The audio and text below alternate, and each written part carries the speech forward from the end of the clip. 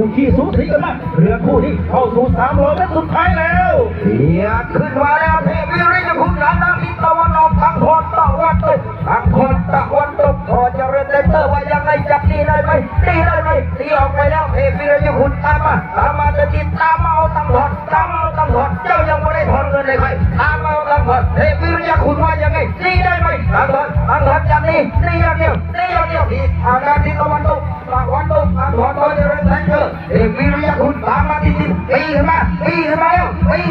อีก100 เมตรผ่านมาเอวิริยคุณเปลี่ยนได้ไหมเป็นเที่ยวแรกเท่านั้นทางโน้นว่ายังไงจะตีไปไหนเอาตังมาขึ้นเอวิริยคุณตามมาติดเปลี่ยนขึ้นมาแล้วอีก10 เมตรเท่านั้นเปลี่ยนได้ไหมยังเปลี่ยนไม่ได้แล้วก็ไหลเรือเข้าเส้นชัย